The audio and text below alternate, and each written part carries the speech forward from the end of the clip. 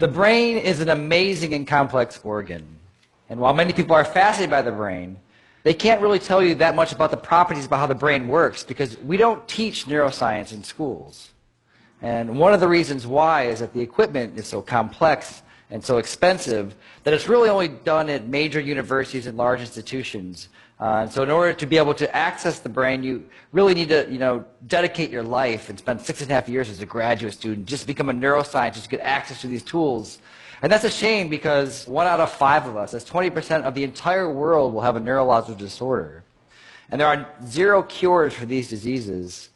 And so it seems that what we should be doing is sort of reaching back earlier in the education process and sort of teaching students about neuroscience, and so that in the future they may be thinking about possibly becoming a brain scientist. And so when I was a graduate student, my lab mate Tim Marzullo and myself decided that, what if we took this complex equipment that we have for studying the brain and made it simple enough and affordable enough that anyone, an amateur or a high school student, could learn and actually participate in the discovery of neuroscience. And so we did just that.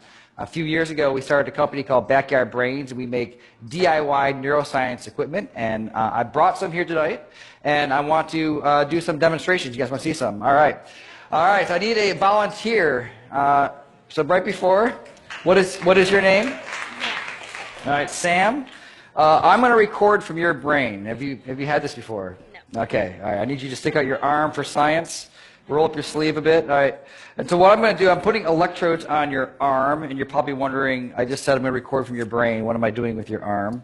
You have about 80 billion neurons inside your brain right now. They're sending electrical messages back and forth and chemical messages. But some of your neurons right here in your motor cortex are going to send messages down when you move your arm like this. It's going to go down across your corpus callosum, down onto your spinal cord, your lower motor neuron, out to your muscles here, and that is electrical discharge. It's going to be picked up by these electrodes right here, and we're going to be able to listen to exactly what your brain is going to be doing. So I'm going to turn this on for a second.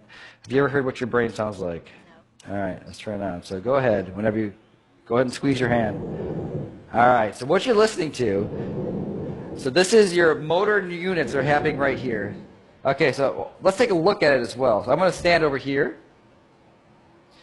I'm going to open up our app here. So now I want you to squeeze. Yeah, so right here, these are the motor units that are happening from her spinal cord out to her muscle right here. And as she's doing it, you're seeing the electrical activity that's happening here. We can even click here and try to see one of them. So keep doing it really, really hard. Yeah, so now we've paused on one motor action potential that's happening right now inside of your brain. Okay. Do you guys want to see some more? All right.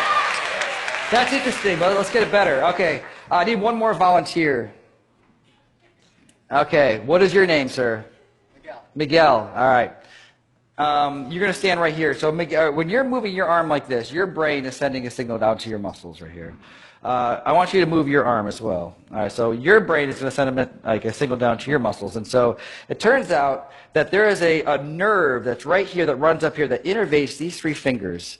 And it's close enough to the skin that we might be able to stimulate that. So that we can do is copy your brain signal that's going out to your hand and inject it into your hand so that your hand will move when your brain tells your hand to move. And so in a sense, she will take away your free will, and you will no longer have any control over this hand, okay?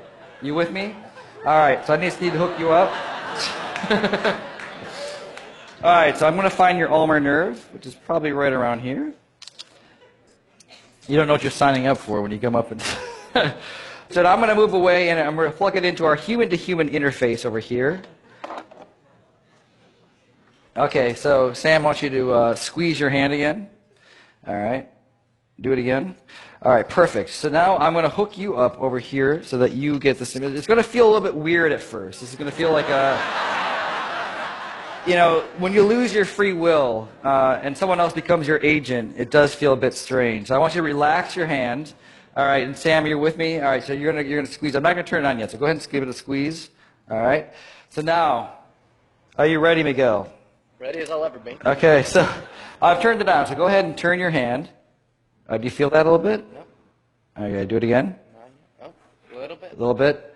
Okay, so relax. Don't hit it again. Okay. Oh, perfect, perfect. All right, so relax. Do it again. All right, so now... All right, so right now, your brain is controlling your arm, and it's also controlling his arm. So go ahead and just do it one more time. All right, so that's perfect. So now, what would happen if I took over my control of your hand? And so just relax your hand. What happens? Ah, nothing. Why not? Because the brain has to do it. Now you do it again.